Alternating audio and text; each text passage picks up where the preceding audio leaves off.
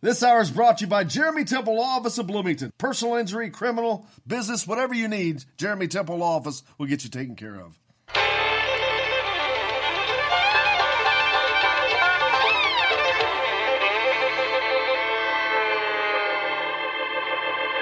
Well, we're coming to your city.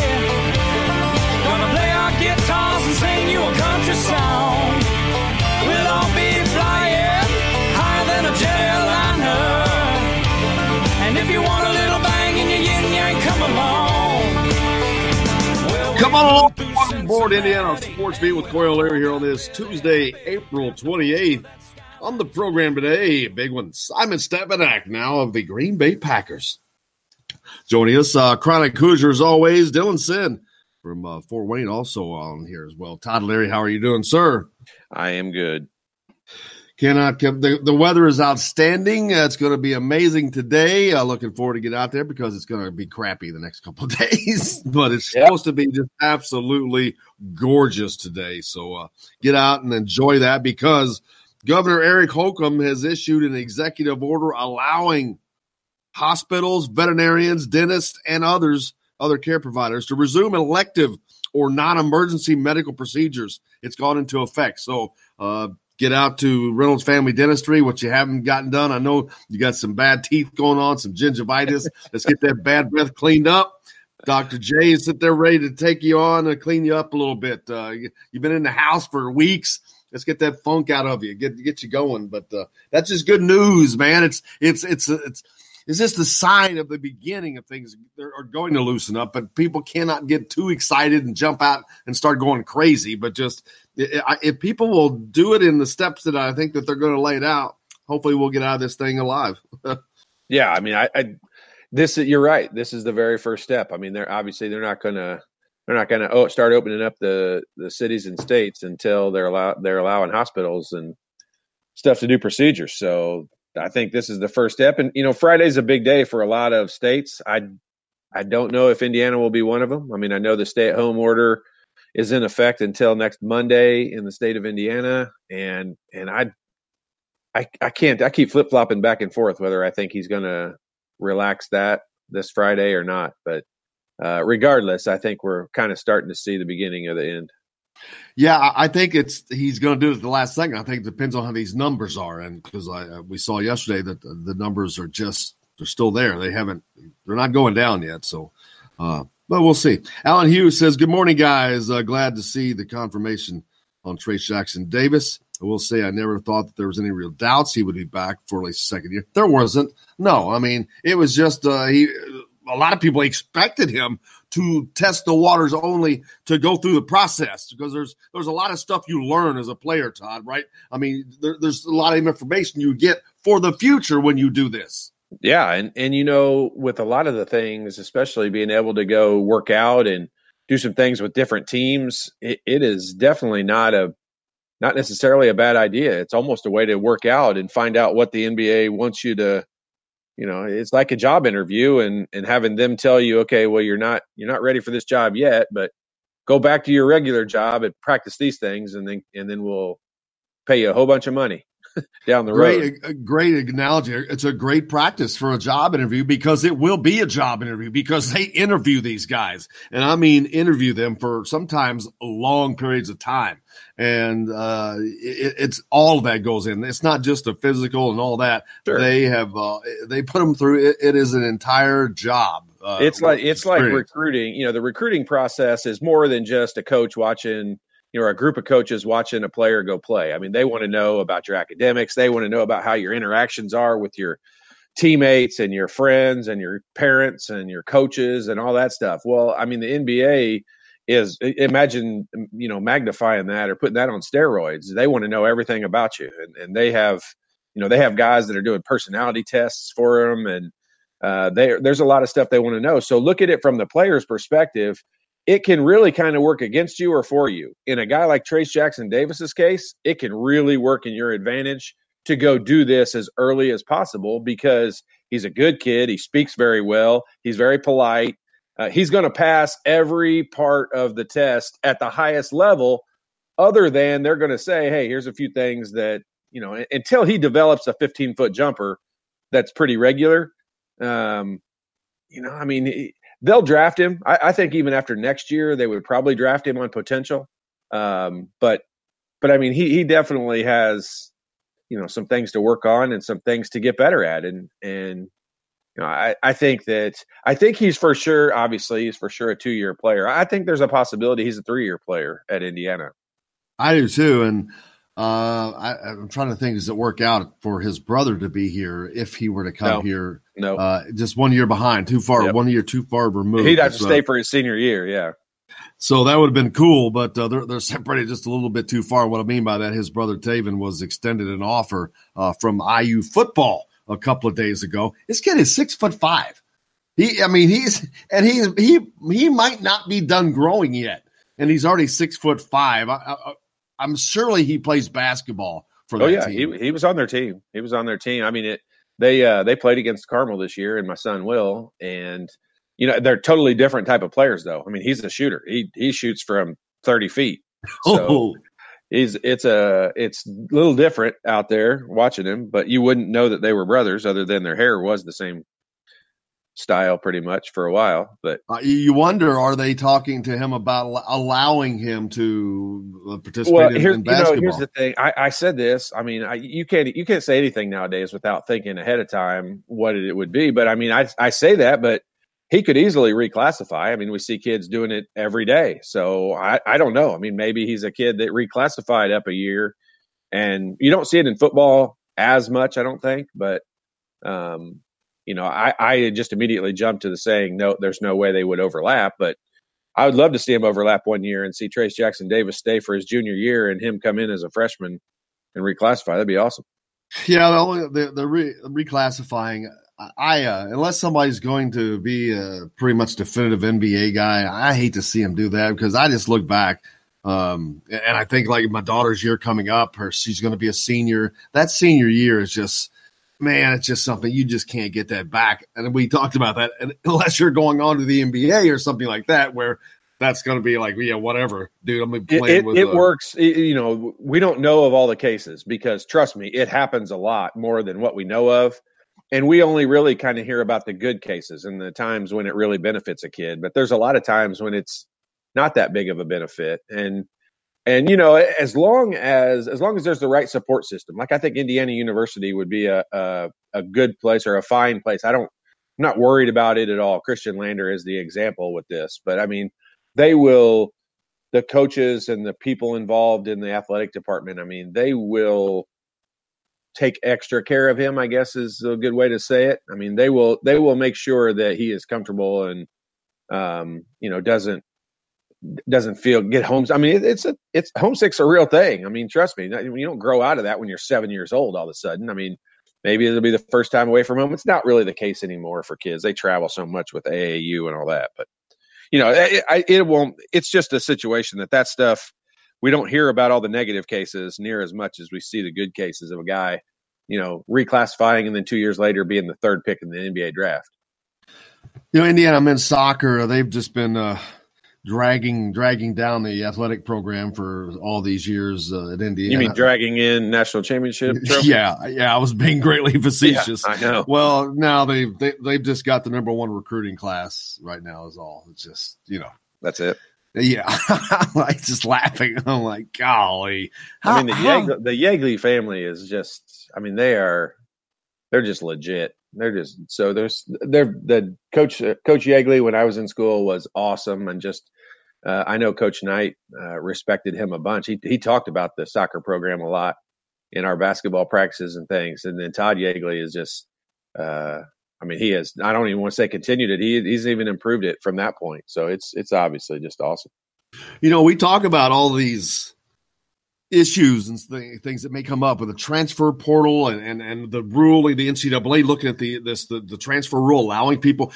Indiana could benefit too. I mean, look, Indiana's got the number one recruiting class in soccer right now. Part of that's because of a guy that transferred from Denver, who, normally in basketball, football, Denver, who cares? Soccer, they're a thing. So you got good. So they can benefit in that regard. And I mentioned it yesterday when we were talking to Mike DeCourcy.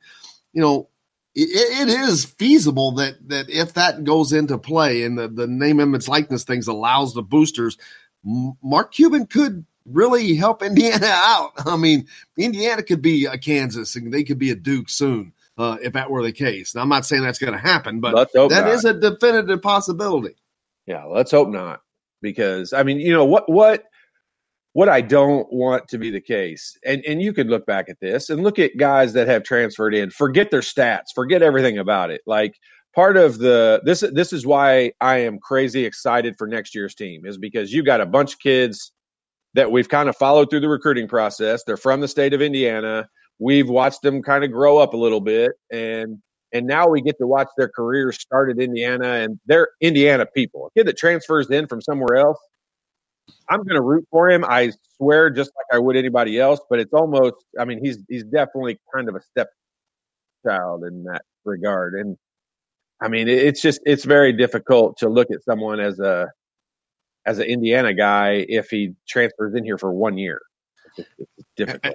And that's what I think people don't understand, why when everybody talks about Indiana basketball being, and I'm talking about Indiana high school basketball being this thing that it is the juggernaut that it truly is, it's because it starts at the high school level and all those guys, but it continues on because those kids go on to play at Indiana, at Purdue, at Notre Dame, at Valpo, at Butler, at Evansville. They're playing right here, so it continues. And then when you have the success that you have at Indiana, at Notre Dame, at Purdue, that just continues to build, as opposed to a Kentucky. And I'm not knocking on anybody. I'm just saying this is facts.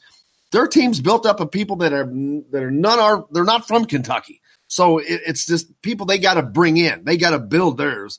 Where Indiana's is from the base up, and it's theirs. It belongs to the people. It's of the people almost. I mean, It sounds kind of hokey, but it's true. Well, I mean, truly, Kentucky and Duke, really, for the most part, and maybe North Carolina, they just sucked so bad last year. It's hard to throw them in there. But those teams are basically like minor league NBA teams. I mean, very rarely as a kid, you don't see, 6 or 7 kids from the state of Kentucky playing for Kentucky. And you very seldom see, 6 or 7 players playing for North Carolina or Duke even. And they're picking from the cream of the crop all across the country. And I have never been I wanted them to get Romeo Langford. I mean, I watched the press conference. I was as excited as anybody the day that they got him. I was there. but it just, there's just a kind of there's an underlying part of it where I'm not that excited because I know he's only going to be there for a year or two. I mean, Eric Gordon, I was so excited he picked Indiana over Illinois. But I mean, I knew he wasn't going to be there for 4 years. And there's just a little part of that I don't love. I don't know. It's just me personally, but it makes sense. It's still being a part of that, and being a part of that, that's something. But we'll talk more about that. Simon Stepanak's going to join us up next. He is now a member of the Green Bay Packers. That's a pretty cool thing to say, man. Can you imagine? Well, I know you can because you've experienced that stuff. The living that dream of having that dream, and then have it realized, the very front end of it, and knowing all that work's in front of you. But just to know that opportunity is in front of you, man, that's got to be the most exciting time of your life. Well, I mean, think about it now. If you met somebody right now and they said, "Hey, I played in the major leagues. I played Major League Baseball a long time ago, or whatever." And you said, "Oh yeah, who'd you play for?" And he said, I played for the Yankees. You're like, "Whoa, hang on a minute, wait a minute." If a guy says, "I played for the Houston Astros or the Minnesota Twins," you're like, "Oh, that's cool." What was it like? But you say the Yankees, all of a sudden your ears perk up and you're like, "What? Oh, hang on a minute." And that's what the Packers are. I mean, that's truly what the Packers. He's going to say this forever and say, "I was drafted by the Packers," and people are going to go, "Whoa, that guy was good." I can't wait to talk to him. Well, let's take a break so we can get to it. Simon Stepanak, newest member of the Green Bay Packers, just drafted out of Indiana. We'll be talking to him as soon as we come back. We're coming to you from the Golf Club at Eagle Point Studios, Indiana Sports Beat with Coyle Lurie, powered by Rivals. Back with that after this. Listen to them old hound dogs.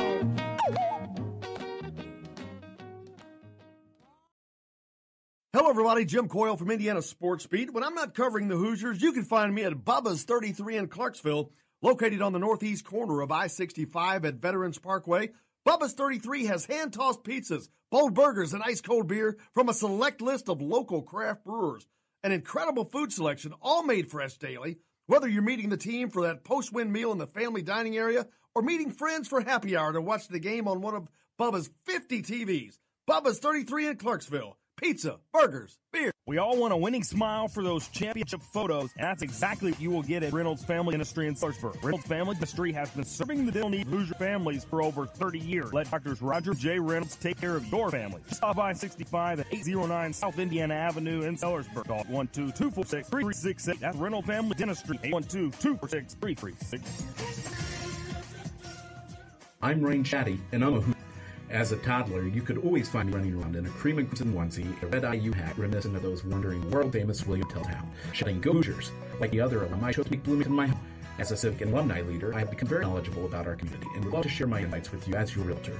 Find me on Facebook or call or text me, Ryan Chatty, with FC Tucker Bloomington Realtors at 765-623-9093. Now that warm weather has arrived, it's time to hit a link, and there's no better place than the Golf Club at Eagle Point in Bloomington.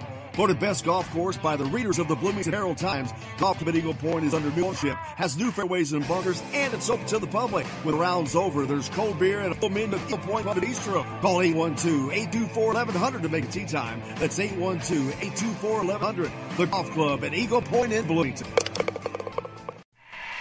This is Jim Coyle from Indiana Sports Beat with Coyle and Leary. Indiana Sports Beat is now a part of the Rivals Network. You can go to thehoosier.com to sign up. It's free. Catch the show there each day live or at your convenience. You can also like or follow us on Facebook, follow the show's rebroadcast, anywhere you podcast. If we're not on a radio station where you live, we should be. Let your local station know they need to carry Indiana Sports Beat with Coyle and Leary, or simply go to thehoosier.com. Some of the best sounds you'll ever hear are generic, safe, effective, even money-saving, just like FDA-approved generic drugs. Even if they don't come in the exact same color or shape as their brand name equivalents, they have the same key ingredients and go through a rigorous review process. Talk to your doctor or pharmacist today and visit fda.gov/generic drugs. Generics are safe, effective, and can save you money. You'll like the sound of that. You're on the line with Jamal Meeks, former Indiana Hoosier, number 23, 1992. And I'm on the beat with Jim Coyle. Today's guest is brought to you by Reynolds Family Dentistry of Salisbury. You need $1 million smile for those championship photos, and that's exactly what you'll get with Reynolds Family Dentistry.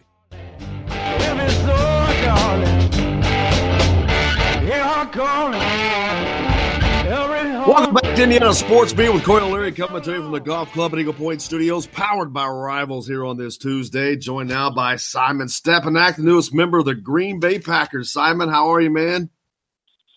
Doing great, and thanks for having me on the show. It means a lot. Thank you for joining us. Congratulations, first of all. Todd Leary's on here with us as well. Yeah, thank you so much. Yeah, it's definitely a whirlwind, but a blessing. Looking at some of the attributes listed in a scouting report, has a junkyard dog attitude and is looking for a fight at the line of scrimmage every snap, the kind of player that lives for contact and physicality. Line him up one-on-one in a phone booth, and he wins more often than not.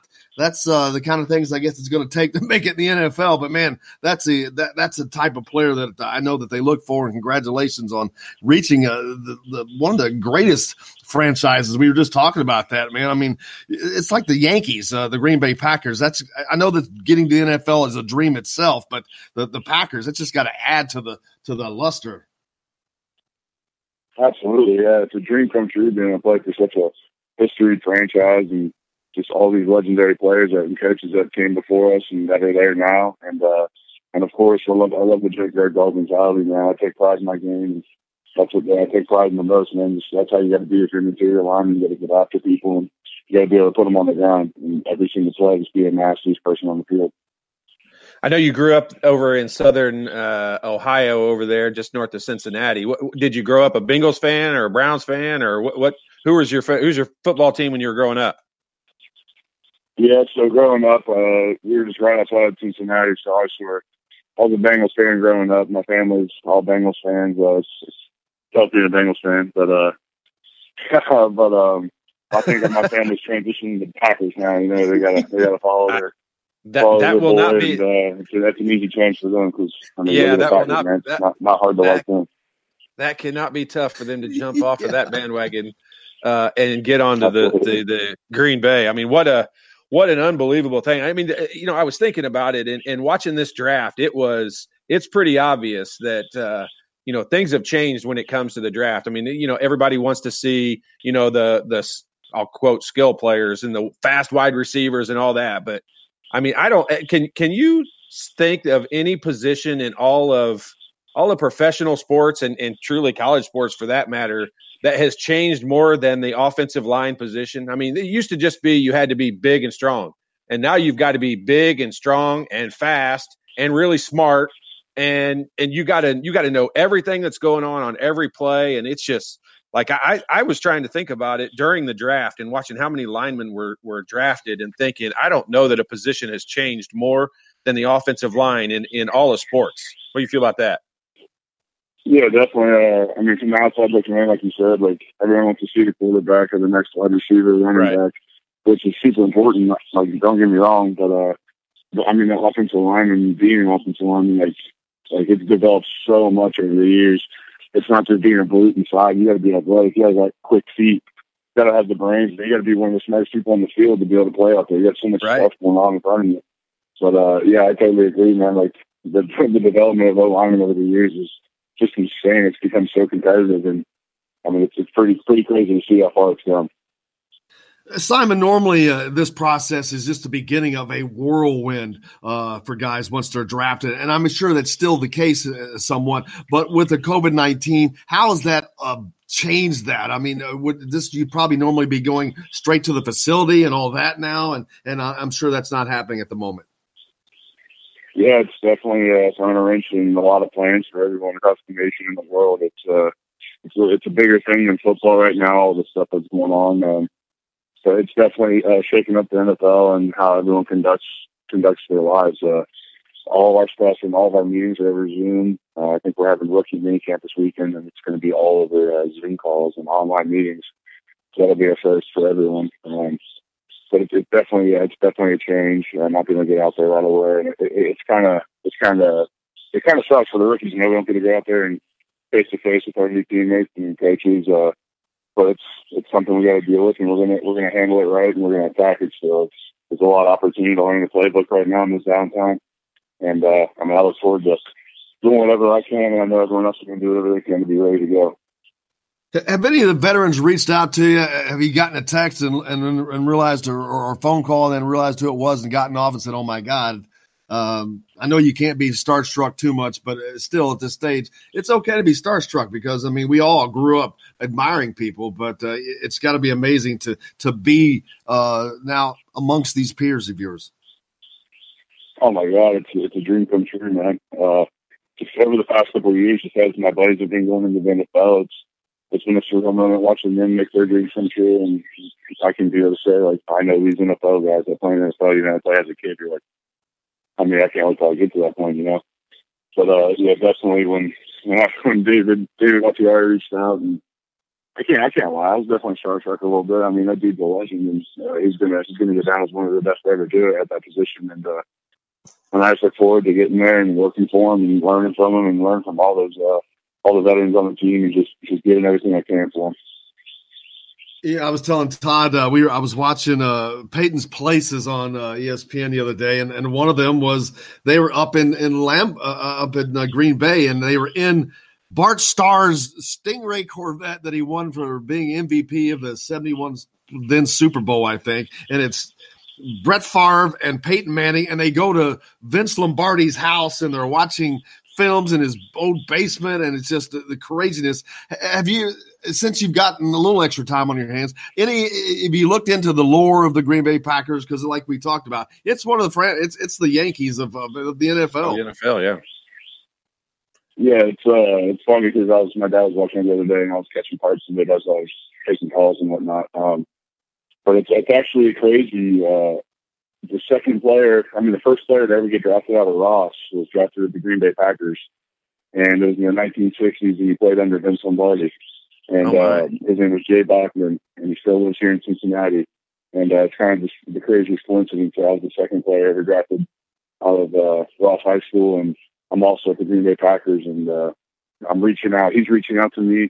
I've been taking a call from today or tomorrow, and he's just going to talk about what to expect and tell me about his time being under Coach Lombardi. And it's honestly, like, I can't believe I'm saying that, but it's insane that connection was made, and like this thing actually happened like that. So it's definitely a blessing, and it's like insane that I'm going to be hearing from a guy that's been under Lombardi, and I don't know how to explain it. That's crazy.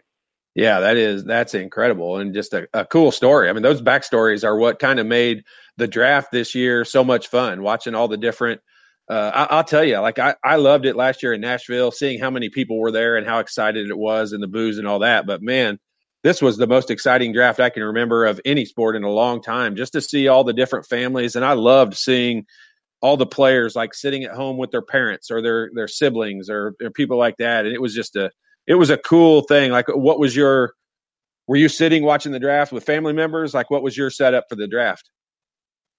Yeah, I mean, it just looked like everyone else was on TV, man. It was just me, my family, my loved ones around me. We're all sitting on the couches and just kind of staring at glued to the screen and waiting for that call, you know. And it's like you said, yeah, I thought it was definitely cool, the different like viewpoint that fans and everyone got to see into these guys' lives and see how like this actually went down, and like when your name's called and how their reaction is. I thought it was a pretty cool setup.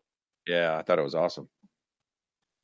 And so now I know that Zoom is the way that everything's being done right now. And as you look forward to beginning your NFL career, working out, things like that, we've heard of everyone having problems of finding places. But now we look at the possibility the NBA is going to maybe open their facilities on May 8th. But what are you doing? What are you trying to do to get into even better shape? Because I know you're already in shape, but now we got to take it up a level. Yeah, it's definitely hard to keep your shape and be ready for war, like combat ready, as I said. Not having all the access, but I'm rehabbing here at Athletico in Western Hills, Ohio, and getting that done. I got to get my knee right leading up into camp, and I'm just training anywhere I can. I got a buddy with an in-home gym where I can get my upper body, some lower body strength, and it's just.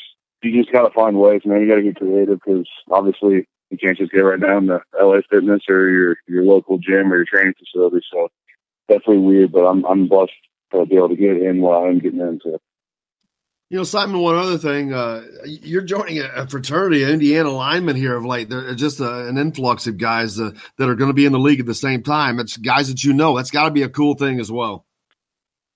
Oh, absolutely. Yeah, it's just continuing this lineage of linemen coming from IU. That was one of the biggest things in my mind, including the Ross High School achievement. Like I wanted to get picked up just to continue this legacy and make history, man, and help out the guys that are after me and respect the guys that came before me and laid the foundation for me, you know. Yeah, and that's funny. The one last thing is the high school I was going to mention. No matter what people do in life, being recognized by your high school is always just a cool thing. It's never not cool to be recognized by your high school. Oh my gosh, man! It means so much to me. I try to do everything I could throughout my whole journey to put my name up, represent my high school in the best way possible. Shine a light on them. They've done so much for me, and I'm proud of where I came from. I'm glad I can represent this small town, this small school, and showing that people come out of here and they do great things. Man.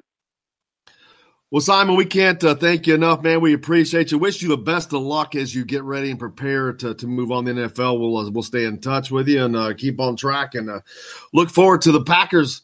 The Pack is back. Look forward to it. Give us a reason to root for the Pack now. Absolutely, yeah. Thank you guys for having me so much, man. Appreciate it. Simon Stepanek, hey, member of the Green Bay Packers now, former Hoosier, joining us here on Indiana Sports Beat with Coyle Leary. Man, it's got to be so much fun for him thinking about all that, man. It's got to be great. You talk about, I mean, this is we made the Christmas analogy yesterday, but this is like being a 16-year-old kid and getting a brand new car for Christmas. And then getting a snowstorm and a blizzard and being snowed in for for a month, and you can go out and look at it. You can think about great it. Analogy. You can't go drive it. I mean, what a great analogy. What a great analogy. Oh my gosh. Yes. What and then on top of, and it's not like, and I don't want to, whoever was the worst team in the NFL last year, I was trying to think, and it wouldn't matter if you got drafted. If you would have gotten drafted by his hometown team, the Bengals, it wouldn't have mattered. It probably would have been even better for him in that regard. But even the worst team doesn't matter. But he's not on the worst team. He's on a good team. He's on a historic team. The most storied franchise. I mean, the Dallas Cowboys are America's team. They're the most famous team, but the most storied team, and the Packers started the biggest backer. I mean, it's just crazy. It's like I said earlier, I mean, if someone says to you, hey, my brother plays in the NFL, and they say, who's he play for? And you say, the Dallas Cowboys, you're like, whoa, okay, hang on a minute. Let me hear something about that. What's Jerry Jones like? Like, what was Troy Aikman like and all that? But, and then if they say the Green Bay Packers, it's the same reaction. I mean, if they say, I know they're good, but if they say, hey, play for the Seattle Seahawks, you're like, yeah, does it rain a lot? What's it like? It's a cool deal, but it's not like, oh, now I'm super interested in finding out all kinds of stuff. Green Bay is the only small market team left. Well, the Cincinnati, I guess you'd consider them. But they're if you knew how small Green Bay city is, you compare that to New York or Chicago or Los Angeles. It's nuts. And the Packers are owned by the fans. Yeah, it's a self-owned thing. It's crazy. And they've got it going on, man. But we got lots more. The waiting list for a season ticket's like what 105 years long. Those families it's like forget it. It's like every family in Green Bay and their great grandfather who may be dead still has seats. It's nuts. But I think they're going to tear down Lambeau Field and build a new dome. Yeah, right. That'll happen tomorrow. That's another thing. They're nuts. That shows you how nuts they are. They don't have a dome. There's no dome. Man, I wanted to ask the question. I'm just not a cold weather person, but I wanted to ask the question of, man, if you really had a choice and you could really pick, I wish we could ask him this before the draft, but would you rather go to Green Bay or Miami? I guarantee you his answer would have been, man, I'm just happy to be playing anywhere. I know. We're not going to tell you the truth. You've got to wait until you get to the into the league for a second and third year. Let them make the team first. Then they'll answer the question, honestly. Yeah. At their retirement ceremony, they would have said, I wish I had played for the Dolphins for all those years. Well, when they were on that Peyton Manning deal with Brett Favre, he said, they asked him about he's come from Mississippi, southern Mississippi. And he's like, I think I hit the jackpot. But that takes a mentality like that to like he was. It was like, he's a gunslinger. He's like, okay, it's anything to turn to his advantage, I guess. I hear you. That ain't me. That ain't me, man. I don't like it's not me either. Hey, we got a lot more coming up here on the program. Chronic Hoosier is going to join us next. Dylan Sin from Fort Wayne is going to join us later. But up next, Chronic Hoosiers. Stay tuned. You're listening to Indiana Sports Beat with Coyle Larry coming to you from the Golf Club at Eagle Point Studios, powered by Rivals. Go to thehoosier.com. Back more right after this.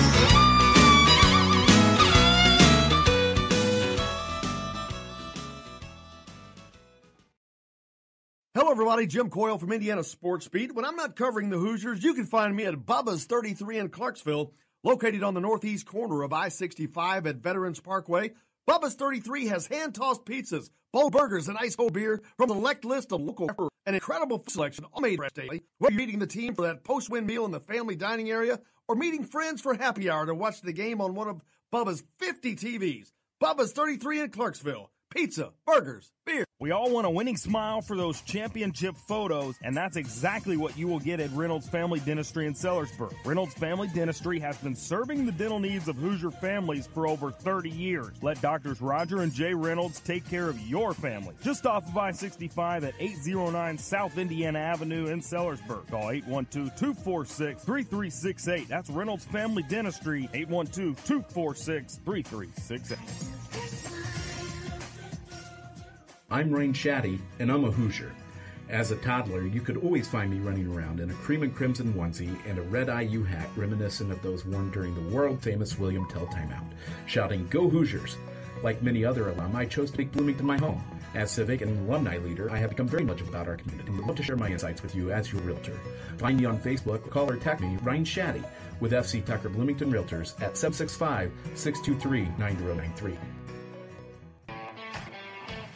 Now that warm weather has arrived, it's time to hit the links, and there's no better place than the golf club at Eagle Point in Bloomington. Voted best golf course by the readers of the Bloomington Herald-Times, Golf Club at Eagle Point is under new ownership, has new fairways and bunkers, and it's open to the public. When the round's over, there's cold beer and a full menu at the Eagle Point Pub and Bistro. Call 812-824-1100 to make it tee time. That's 812-824-1100. The Golf Club at Eagle Point in Bloomington. This is Jim Coyle from Indiana Sports Beat with Coyle and Leary. Indiana Sports Beat is now a part of the Rivals Network. You can go to thehoosier.com to sign up. It's free. Catch the show there each day live or at your convenience.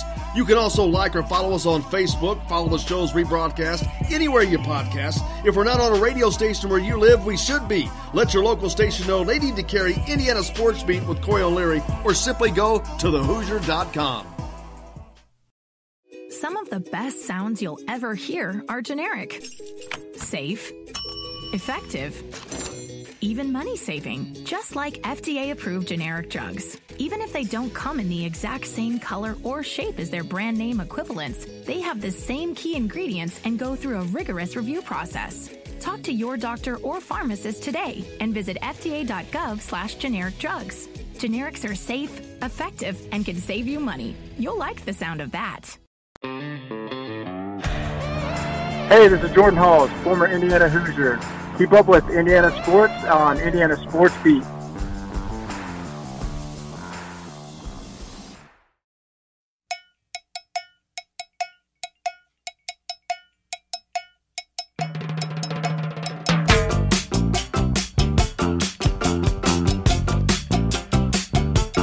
Welcome back to Indiana Sports Beat with Coyle Leary, coming to you from the Golf Club at Eagle Point Studios, powered by Rivals here on this Tuesday. Chronic Hoosier joining us as always. Sir, how are you doing? Happy to be back. Doing well. How are you guys? Happy to have you here. It's another week of checking out some in-home delivery food, and but I think we're getting a little closer, Chronic, to getting back to some type of normalcy. You know, it's a new week in Bloomington. Nick's is back in the game.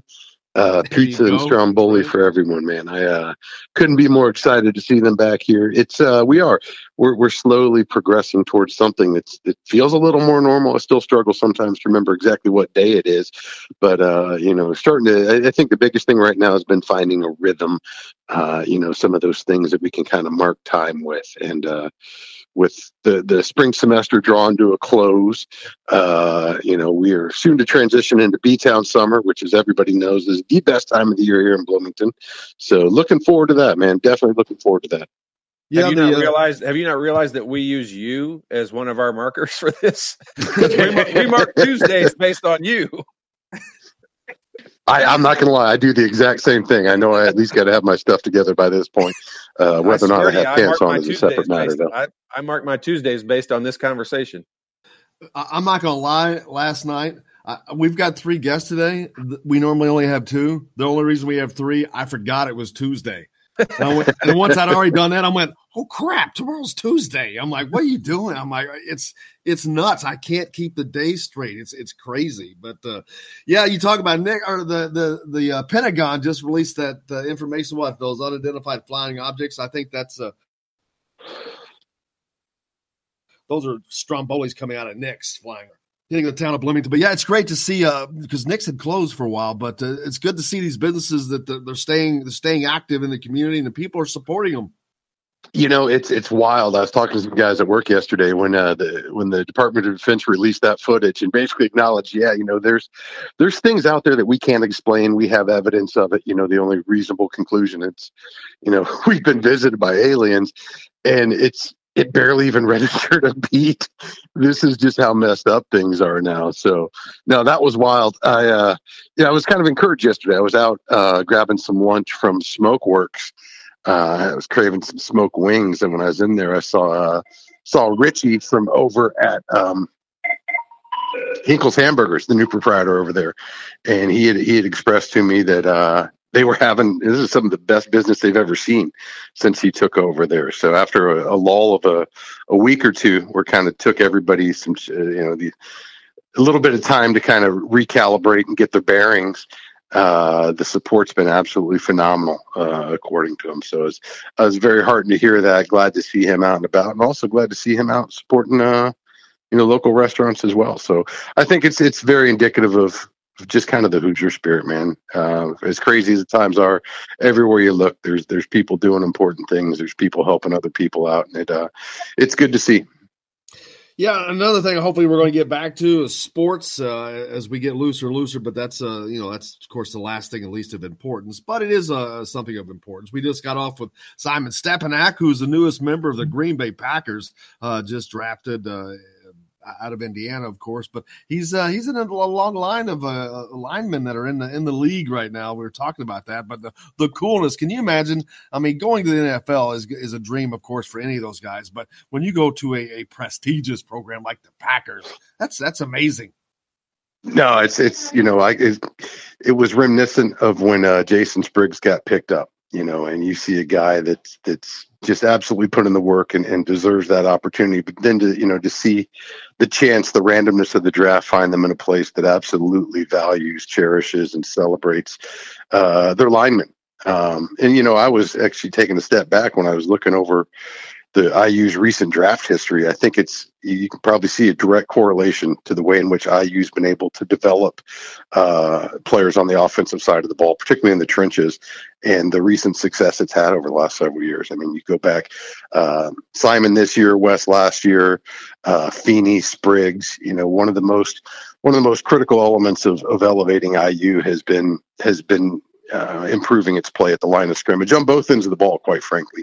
But I think, you can go back to Kevin Wilson and his offensive line coach, Greg Frey, and then up here now to Coach Hiller. And it's a direct dotted line to what those guys are doing with the big men and the success IU's been able to reap on the field. Yeah, and also the Packers, they don't take a lineman named Jones. It's got to be a guy named Stepaniak or Kowalski or something like that. I got a good feeling on it since just the sheer fact his name is Stepaniak. It looks good on a Packers jersey. He's got a sausage bona fides, which carries a lot of weight up there. Speaking of IU and the recruits and the draft and all that, I mean, you talk about we all – I'm a victim of it. I think most of us are, and we all want to see the wide receivers, and we want to see IU get some more running backs and quarterback and wide receivers in the skill positions. We want to see those, but truly, like when you want to build your program in a university, the way to get those running backs into the league is to get your linemen to have quality linemen, and this is really this is building the foundation. That's why this is so exciting. From an overall IU football standpoint, to start a lineage of this, of guys who are making it, you're going to have linemen choosing Indiana over, a lot of other schools simply because they're sending linemen to the NFL. And as soon as that happens, the offensive side of the ball, and it is happening already, obviously, but I mean, once that has started, I think it's only going to, it's going to flourish and they're going to get better a lot faster by doing it this way, rather than just trying to draft some 6'5" receiver that can fly down the field. And obviously you need those too, but I love the foundation of these linemen and getting drafted, because the more linemen you get here, the better that offense is going to be. And you give most of these quarterbacks enough time to find a receiver, and they're going to, they're going to be successful, and this offense is going to score a lot of points, and that's what we know puts people in the stands. Yeah, you can see this reflected in just the raw draft numbers as well. The way in which running backs have been devalued as of late compared to other positions on the field. And don't get me wrong, you got to be able to move the ball on the ground, but that starts up front. It's absolutely, especially when you look at the Big Ten East. On both sides of the football, if you're not stout up front, it doesn't matter if you've got future All-Pro NFL players in your offensive and defensive backfield, unless you can control the line of scrimmage and, hopefully dominate it, you're going to struggle mightily. And I think IU's seen that. We've had some unbelievably talented wide receivers come through over the last couple of decades who, while they put on, a heck of a highlight reel, they weren't able to amass the team success that we've seen as of late. And I think that's a direct line to our success at the line of scrimmage. Yep. It's hard to say this, but I think Indiana's line is even going to be better next year than it was this year. Not because of attrition, obviously, but because they have really gotten a great abundance of talent across from left to right now. So much so that you even see a Coy Cronk transfer, and they're still okay. It's amazing. No, absolutely, and that's probably one of the best things that they have going into this offseason is just the depth of experience all the way across the ball from end to end. Like you said, a lot of guys who've taken a lot of snaps. One of the biggest things these guys struggle with is they make the jump to college is just the intensity of the speed, the strength, and you can't replicate that in practice, no matter how much coaches try. There is no way to replicate one of your rivals, one of your division foes, just punching you in the mouth all afternoon.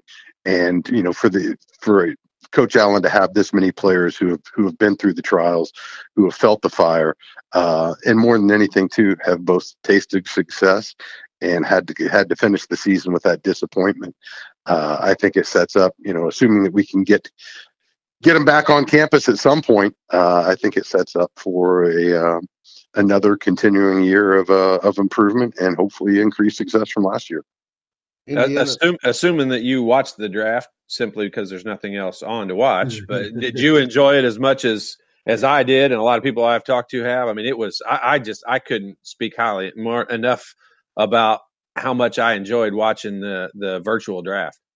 I was just having this conversation at work this morning with one of my coworkers, and I personally, I really enjoyed the interpersonal nature of it. We're in everybody's living rooms, right, watching this unfold, and it's so relatable right now because that's literally where we all are. I mean, we joke, where are you guys going for the draft tonight? Because it's a foregone conclusion. Everybody's just couch surfing right now.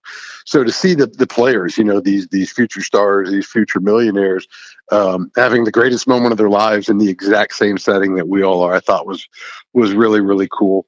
I kind of, the only drawback I felt like they kind of poured it on a little too heavy with some of the personal tragedy stories. Agree.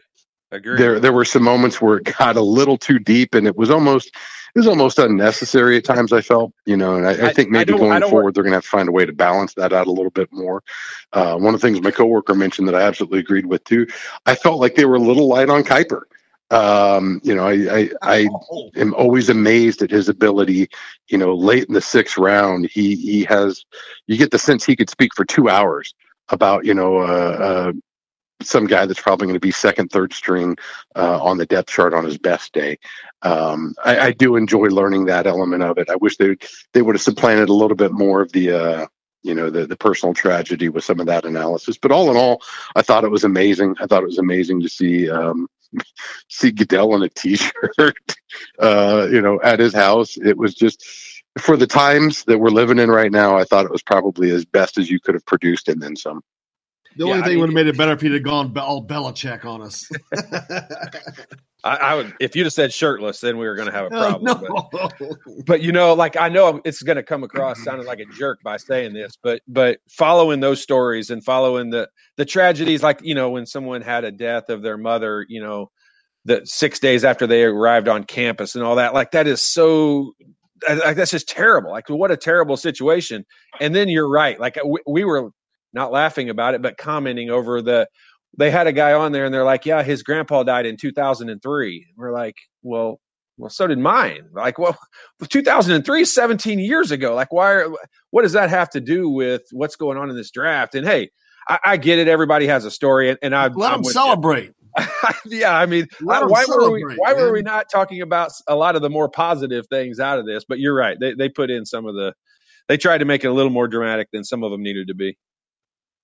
And I can understand from a production standpoint, how are you going to fill the air And it's something that you can plan for, that's baked in. The story's already been written. Right. I think more than anything, and this is probably something we're going to see for some time now, is how do you balance it? And at the end of the day, I think the balance, that recipe is really going to be what determines, how well it's received. And, that is one thing. And I feel like there's times for us to hear those stories. I certainly enjoy learning about those throughout the season. I wish they would be a little more open, when the kids first get to campus, and opening them up to some of the media availabilities and kind of learning some of their stories and the journey that brought them here and all the adversity they had to overcome. But I also feel like there's a time when, like the draft,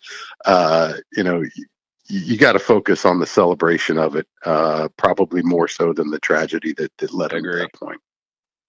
Chronic, there's something else I noticed earlier this week. Indiana soccer has, they're just been, I told Todd, they've just been dragging the athletic department down for so long. Now they've just come along with the number one recruiting classes all. So, man, they just continue knocking it down over there on the soccer fields.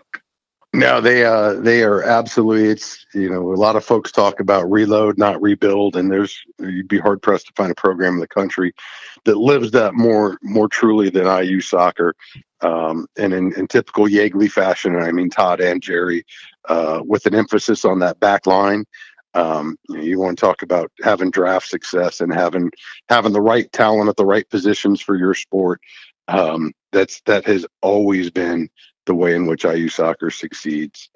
Just a stout back line and the ability to counter at the drop of a dime.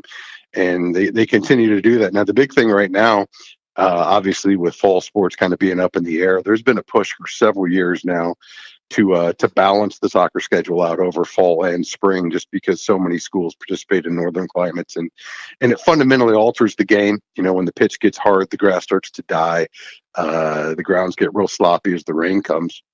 So I wouldn't be surprised if perhaps this whole pandemic is what pushes that over the top. Soccer, everybody talks about off season and the importance, championships are won in the summer. For soccer, I mean, I don't know that folks understand just how incredibly physically fit these guys have to be. And I know soccer is one of the sports that's well suited for individual training. But more than anything, it's going to be a challenge just from a fitness standpoint. Those guys log so many miles over the course of a match. I'd be real curious to see if there isn't some proposal that starts to emerge here in the next couple of weeks, honestly. I mean, I think we're seeing that middle into May seems to be a marker for decision making as far as what the fall semester looks like. But I'd be surprised if we don't see at least some portion, if not the entirety of soccer, move till the spring this year, perhaps, giving everybody a chance to get back on campus, to get some strategies in place. But that's one thing that a lot of coaches are stressing right now, particularly coaches like Todd Yeagley. When you've got another championship caliber class, you got lightning in a bottle for only so long before it uncorks and you lose it. So with the amount of talent they're returning, hopefully they'll be able to capitalize and get some games on the books this year, because it stands to be once again another College Cup capable team. Yeah, and on top of that, there's going to be the public release of the Worth the Wait documentary comes out next week, I believe, the Jerry Yeagley story, which I got a chance to see the preview over at Assembly Hall, and I cannot recommend it enough. It's absolutely phenomenal, and its production, just the content, the characters, the number of former players that come out, and the anecdotes of Coach Yeagley and their struggle to finally get over the hump and become the most preeminent team in not just college soccer, but you could argue in all of NCAA sports. When is that coming out, Chronic? May 5th, 5:00. I know, because that was scheduled for originally, last August, I think? They did I can't remember what the delay was. They got to the advance of it where they were able to air a private screening in Assembly. And I'm not exactly sure what's delayed it so far, but it's set for Big Ten Network, May 5th, 5 p.m. Can't wait, man. Got it marked down. I'll have the popcorn ready. Chronic, I can't thank you enough for joining us as always. Hope everything continues to go well, and keep Bloomington classy. We're doing our best, man. You guys be well. We'll catch you next week. Thank you very much. Chronic Hoosier joining us here on Indiana Sports Beat with Coyle and Leary. Another thing is there's a renovation going on of not Yeagley Field, but of Bill Armstrong Stadium. which surrounds Yeagley Field over there, and that's quietly getting done while all this is going on. It probably is in fast forward right now. Yeah, I was going to say normally that's something we'd be seeing, but that's a benefit of sorts that's going to happen now without any disruption. So that'll be kind of cool, redoing the locker rooms and everything over there. So get that finished up. But so that's pretty nice. So, hey, we got a lot more coming up here. Dylan Sinn's going to join us next. You're listening to Indiana Sports Beat with Coy O'Leary, coming to you from the Golf Club at Eagle Point Studios, powered by Rivals. Back with more right after this.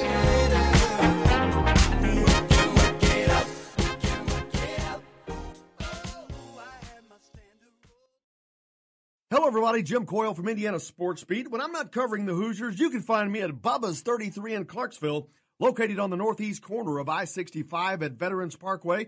Bubba's 33 has hand-tossed pizzas, bold burgers, and ice-cold beer from a select list of local craft brewers. An incredible food selection, all made fresh daily. Whether you're meeting the team for that post-win meal in the family dining area or meeting friends for happy hour to watch the game on one of Bubba's 50 TVs. Bubba's 33 in Clarksville. Pizza, burgers, beer. We all want a winning smile for those championship photos, and that's exactly what you will get at Reynolds Family Dentistry in Sellersburg. Reynolds Family Dentistry has been serving the dental needs of Hoosier families for over 30 years. Let Doctors Roger and Jay Reynolds take care of your family. Just off of I-65 at 809 South Indiana Avenue in Sellersburg. Call 812-246-3368. That's Reynolds Family Dentistry, 812-246-3368. I'm Rain Shaddy, and I'm a Hoosier. As a toddler, you could always find me running around in a cream and crimson onesie and a red IU hat reminiscent of those worn during the world-famous William Tell timeout, shouting, "Go Hoosiers!" Like many other alum, I chose to make Bloomington my home. As a civic and alumni leader, I have become very knowledgeable about our community and would love to share my insights with you as your realtor. Find me on Facebook or call or text me, Ryan Shaddy, with FC Tucker Bloomington Realtors at 765-623-9093. Now that warm weather has arrived, it's time to hit the links, and there's no better place than the Golf Club at Eagle Point in Bloomington. Voted best golf course by the readers of the Bloomington Herald-Times, the Golf Club at Eagle Point is under new ownership, has new fairways and bunkers, and it's open to the public. When the round's over, there's cold beer and a full menu at the Eagle Point Pub and Bistro. Call 812-824-1100 to make a tee time. That's 812-824-1100. The Golf Club at Eagle Point in Bloomington. This is Jim Coyle from Indiana Sports Beat with Coyle and Leary. Indiana Sports Beat is now a part of the Rivals Network. You can go to thehoosier.com to sign up. It's free. Catch the show there each day live or at your convenience. You can also like or follow us on Facebook, follow the show's rebroadcast anywhere you podcast. If we're not on a radio station where you live, we should be. Let your local station know they need to carry Indiana Sports Beat with Coyle and Leary, or simply go to thehoosier.com. Some of the best sounds you'll ever hear are generic, safe, effective, even money-saving, just like FDA-approved generic drugs. Even if they don't come in the exact same color or shape as their brand name equivalents, they have the same key ingredients and go through a rigorous review process. Talk to your doctor or pharmacist today and visit fda.gov/generic drugs. Generics are safe, effective, and can save you money. You'll like the sound of that. Hey, it's Michael Lewis, former Indiana University player and current UCLA assistant basketball coach, and you're listening to Indiana Sports Beat.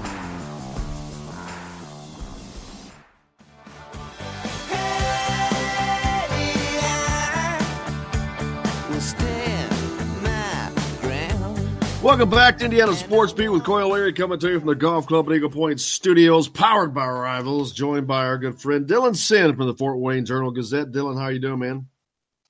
I'm good. Thanks for having me on. Thanks for having me joining us, as always. How are things going up in the Great White North? They're not bad. I'm working from home, just like everybody else. But other than that, it's I'm doing okay. I'm lucky enough to say that for right now. Yeah, we've been lucky enough that there's enough going on, I think, that we can try to sprinkle some stuff in, whether it's the Last Dance or the NFL draft or whatever. We're grasping at things so much so. Todd was talking about watching the draft from beginning to end, which I did as well. It was like must-see TV, and otherwise it would have been horrible. I would have never watched that. But, yeah, it's just a funny time for us all. Exactly.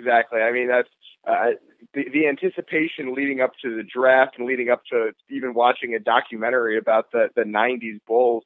It's something that everyone is really looking forward to it, and you can see the anticipation for it like it was a championship game. It's crazy to see. Dylan's up in Fort Wayne. He covers Indiana, Purdue, Notre Dame, covers everybody. And with the retirement of Notre Dame's women's coach, Muffet McGraw, Dylan, to me, and Indiana is poised. They're kind of on the uptick. They're on the uptick in recruiting, on the uptick in success. Terry Moore has been here for 5-6 years now, kind of getting entrenched. Is Indiana in position to kind of take over to be the team of the state? Because Notre Dame has held that mantle for a long time. They really have. And Notre Dame has been the premier program in this state and one of the premier programs in the country for close to 2 decades now. But it's an uphill battle for Indiana to take that title because Notre Dame has brought in a coach in Niele Ivey who is very talented in her own right. She learned a lot coaching under Muffet McGraw for 12 years. And it's been 5 days since she took the job, and she has already landed commitments from 2 5-star recruits in the 2021 class. So she's hit the ground running. Obviously, there's going to be some transition period, and Indiana can take advantage of that, but it's going to be an uphill battle for sure. Of course, I'm sure Terry Moore is up to that task herself. On the team, their leading player, Ali Padberg, a Notre Dame transfer, and I think they have another transfer from Notre Dame that's going to be eligible next year. So there's certainly that Notre Dame flavor there of such. But that's Purdue was also one of the premier programs for a long time. So maybe it's Indiana's turn, Todd. Yeah, I mean this is. I think Purdue kind of snuck in there for a while and they had a great fan base and a great following for their women's team and.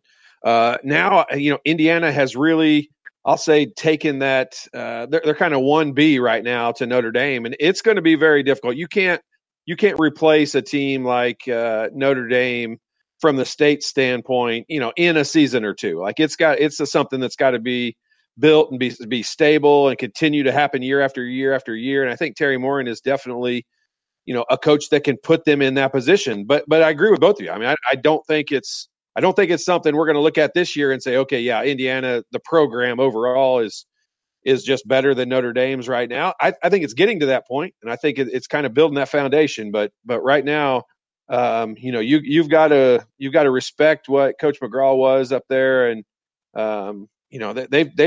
they've earned what they are, and Indiana is on that. They're right there on the border of putting themselves into that category. And next year, I think, Dylan, is a year that they need to take that step. I mean, they were very successful this year. They were one of the top teams in the country all year. They were the only team to beat the number 1 team in the country. So next year, they need to take that next step and be somebody. Exactly. I mean, that was a highlight of their season, was going and beating South Carolina, and then it was really it was interesting to see all season South Carolina continuing to climb the polls and still having that one loss on their record, and you could point to that and say IU is the only team to beat them all year long, and that kind of it was kind of a sign that IU has they have the confidence to go out there and beat elite programs. They had some good wins during the Big Ten season. They kept it close against Maryland in the Big Ten tournament, hung with them for a while. So it's something that they had confidence. They have a lot of players back next year. They're going to miss Brenna Wise, obviously, but other than that, it should be another good season for Indiana as they try to continue to build this program year after year and try to establish some consistency. Yeah, that next step that you talk about, I mean, I refer this back to Coach Knight. And Coach Knight's biggest thing, we never talked national championships. Coach Knight said from day one, the day that we stepped on campus, our goal was to win the Big Ten. because if you win the Big Ten and you're the best team in the Big Ten, you are going to be one of the best teams in the country. And I think that's where Indiana's focus has to be. Like right now, yes, they beat South Carolina, and that was at the time. I don't even think we realized how great a win that was. I knew it was good, but I don't think we knew how good it was. But that, you know, that next step is to be able to take over, you know, Maryland and Iowa and Northwestern in the Big Ten and be the team that either wins the Big Ten or really competes hard, not just keeps it close, but really competes to win the Big Ten. And you know, when that becomes the focus, and when that, and I'm sure it is the focus, but when that becomes an attainable goal, that's when this team will have an opportunity to set themselves apart nationally. And that's when recruiting becomes easier, is not the word, because it's never easy, but that's when recruiting, you know, starts to build itself and the foundation is there. But winning that Big Ten has got to be the goal for this Indiana team next year. Dylan, you're up in Fort Wayne, as I mentioned earlier. I know things are the same pretty much all over, but up in Fort Wayne, you got that's a pretty proud sports town there. They got minor league programs. You got the big, great high schools in there as well. The Mad Ants is also all that stuff missing. How have you seen the effect on Fort Wayne and your community there? Well, obviously, as you said, yeah, we're a very big pro sports town. We have the Fort Wayne Comets, the hockey team, had their season, the rest of their season canceled. The Mad Ants had the rest of their season canceled, and we're missing baseball right now. The Tin Caps, the Padres minor league affiliate here in Fort Wayne, that everyone was anticipating getting their season underway at the beginning of April. They're not sure when their season is going to begin or if they're going to have a season at all at this point. So that's something it's been tough for Fort Wayne fans to stomach a little bit, because that is a big part of our identity as a sports town, is being a destination for pro sports.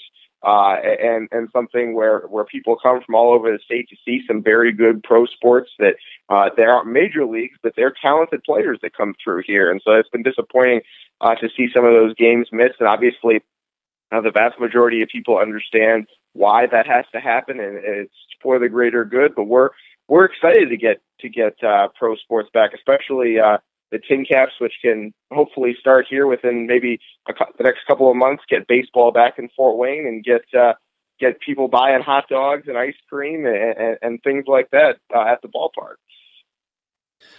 Exactly. I mean, there's so many things that you just mentioned that I hadn't even thought of when I even said that it goes so much deeper that you start peeling away the layers, man. There's always another layer there, but hopefully that we'll get it switched around and turned around, and we'll be back to talking about sports every day and going to sports, but that's going to be a while, but just looking forward to getting back to some normalcy.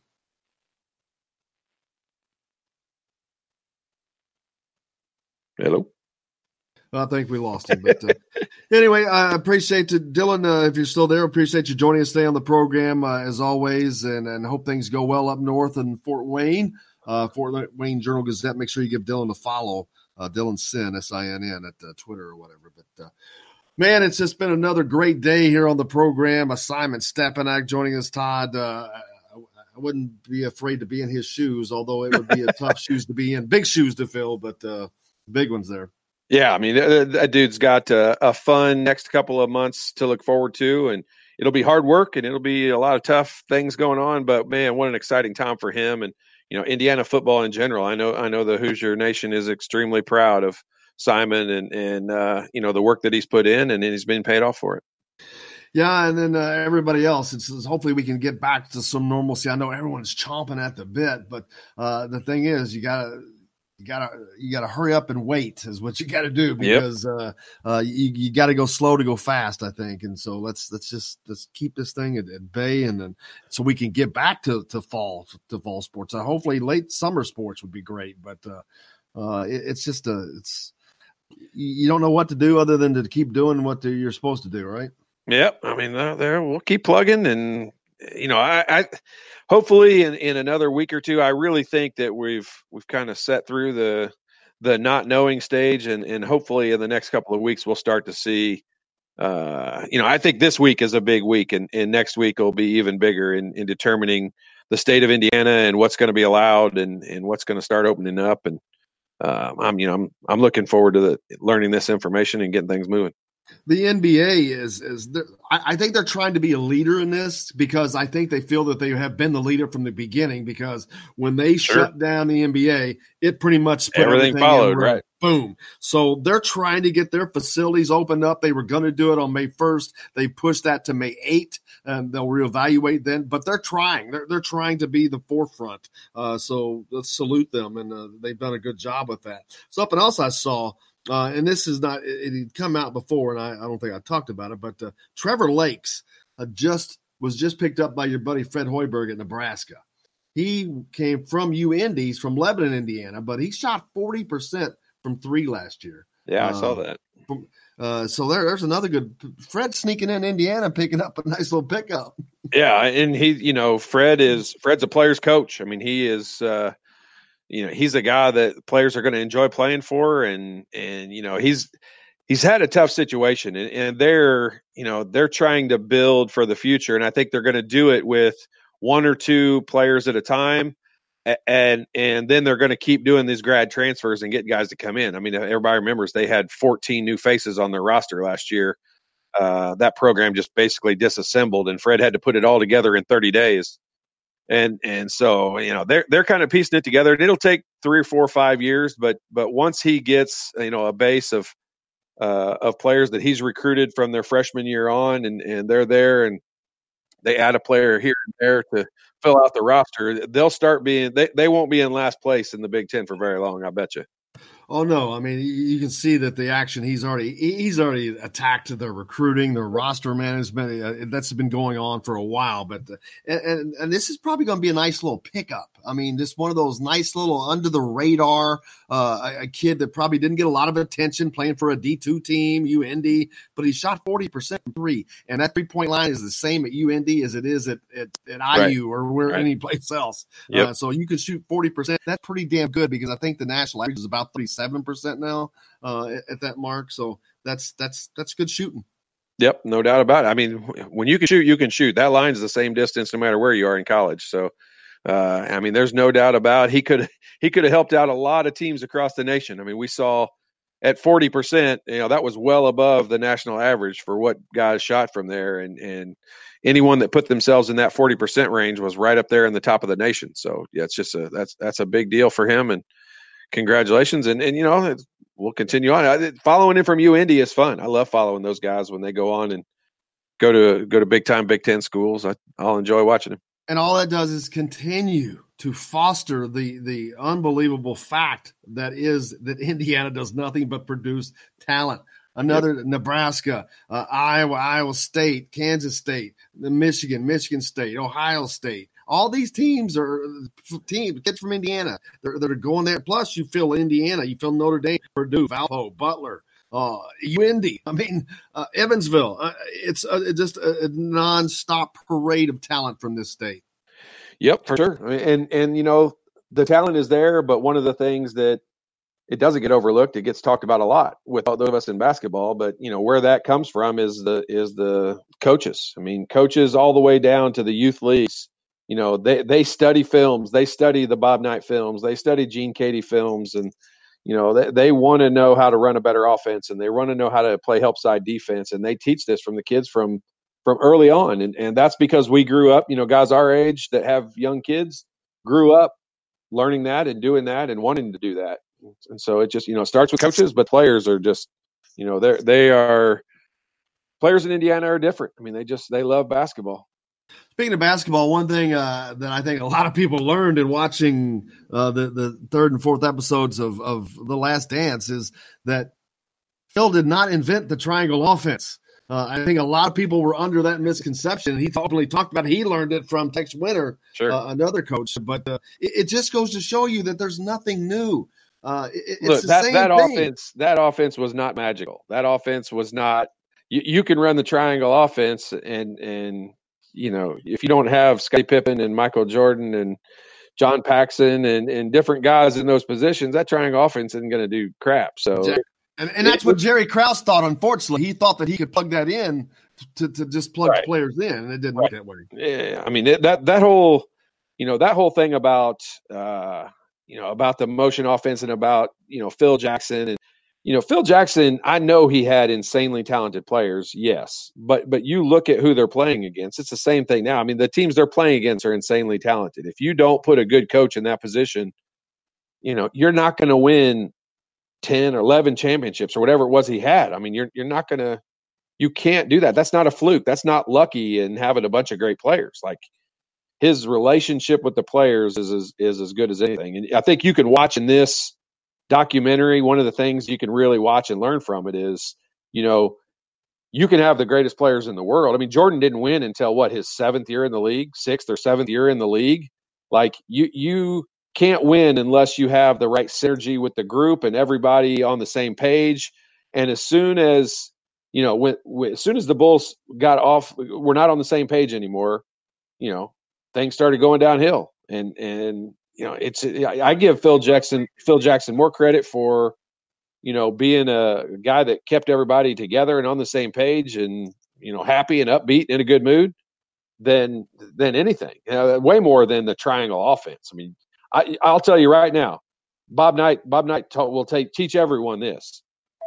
You can take any offense and you tell me what they're going to be doing, and I can tell you a way to stop it. I mean, Bob Knight can tell you that all day long. Like, he'll figure out a way to stop it.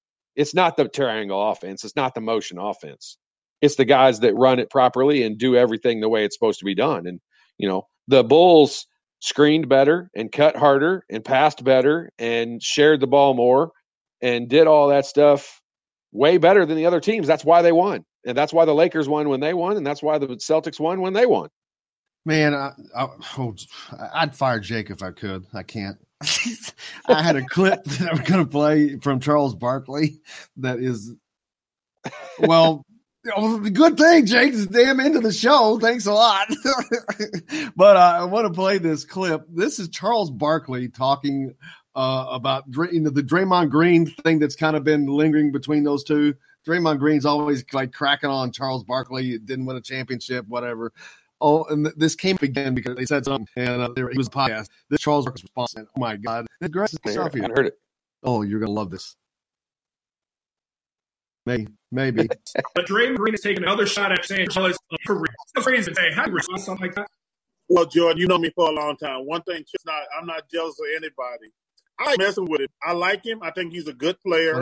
I like his personality. I like knowing when these guys who are born into money think they're successful. I told you, he's like the worst member of the boy band who doesn't realize he's standing next to Justin Timberlake. When the girls are throwing panties at his head, he gonna get hit by some dry panties, but they're really throwing panties at Justin Timberlake. You see how well I tell people, he's a good little player, but without Kevin Durant, Clay, and Steph, he's just a good little player.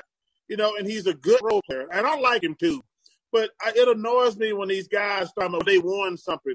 Yeah, I mean, there's some guys who won stuff who play with Magic and Bird, but they don't go around talking how great a player they are. They just like, man, I'm lucky to play with Bird and Magic and those guys. I didn't. The funniest part of the whole thing. What was it? The panties. Oh, I didn't hear the panties part. Jake. Jake. But it does. I mean, that is. That's just a. It's just a fun debate. It's a fun debate. Well, it wasn't about the debate. It was actually, I was wanting to hear. Let me play this. This might answer your question. I know that you're jealous of his career. Jake, I don't know what you're doing in there, man. Did you not play the whole clip? Oh, we didn't hear it. Well, okay, we didn't hear it.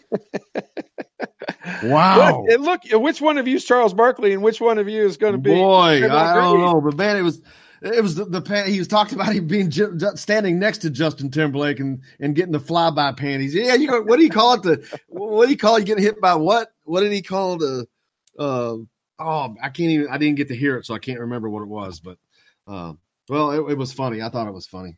It still is fun. I mean, I hadn't heard it before you guys played it, and I know I missed part of it in the middle of it, but still – I mean, first of all, Charles Barkley is hilarious. And the fact that he didn't get to win a championship is almost kind of funny because in today's world, he would have been traded to one of these teams that would have had a three-headed monster on it. And they would have definitely, he was Dennis Rodman before there was Dennis Rodman in rebounding and all that. And so it's fun to listen to. What is he, like 6'6"? I think he's like 6'4". How in the hell does a 6'4" guy, do what he rebounding wise? It's not possible. Everybody he's going up against is taller than he is, because he did not play guard. He was always playing like small forward or whatever. Yeah. Oh, I'm telling you, he was just ferocious. Like, he wanted the ball more than everybody else did. I mean, it was just that bottom line. And like he was, like I'll say AJ Moye's like 6'2". Barkley's probably 6'4", maybe he's 6'5". I'm not sure. But I mean, they're kind of the same type player. Only that's a guard. Barkley's motor was just, he had a motor like Dennis Rodman. And, we heard Jordan in that thing talk about, Dennis coming back from being in Vegas partying for 4 days, and he won all the running drills, and he won everything that he's not going to get out of shape. And that's kind of what Barkley was. Even though he's kind of fat and a round mound to rebound, he just had an endless motor, and he played harder than everybody else did. And that's a pretty good quality to have. And those guys are so similar. Draymond Green is just the newer version of that. And it's kind of crappy for Draymond to take that stance, but these guys' egos they get out of control. Yep. Funny. Plus he went to stuff. Michigan State. So you expect him to have a stupid ego. Yeah, he's not he's not one. I don't think he's a very fan. If you're not from Michigan, I don't think anybody likes him or Green or Golden State. No one likes him. I don't. Man, it's another French show today. Simon Stepanak, Green Bay Packer, former Hoosier, joined us on the program, as did Chronic Hoosier and Dylan Sin from the Fort Wayne Journal and Gazette. Always fun. Tomorrow, we're going to step it up even more. Governor Kirk Hastings is going to join us. I call him Governor. That tomorrow? I thought it was Thursday. That's tomorrow? That's tomorrow. Okay, sweet. Thursday is Dr. Kyle Hornsby.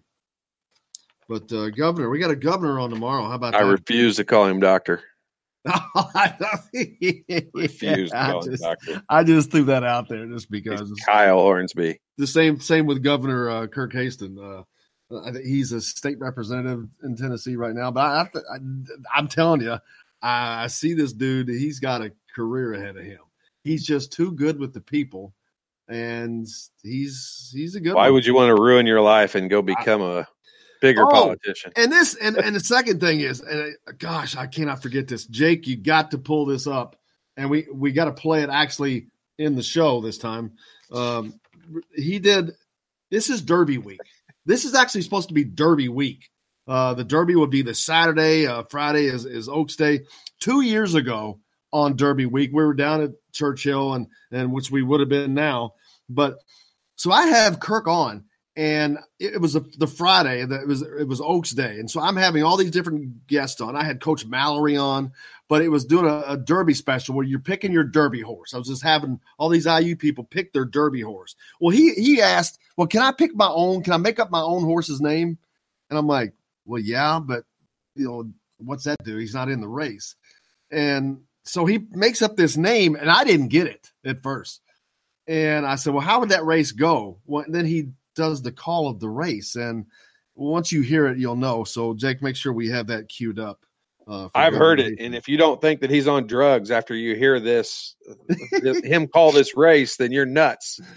It's kidding, obviously, but he is a pure character. I can tell you. He is the funniest guy, but a great guy. Looking forward to Kirk Hastings being on with us tomorrow, man. But thanks everybody for today, and I hope you go out and keep social distancing. Let's keep this thing. Let's flatten the curve and all that, and get back to normal. But until tomorrow, for Todd and Jake, I'm Jim Coyle. I will see you on the radio.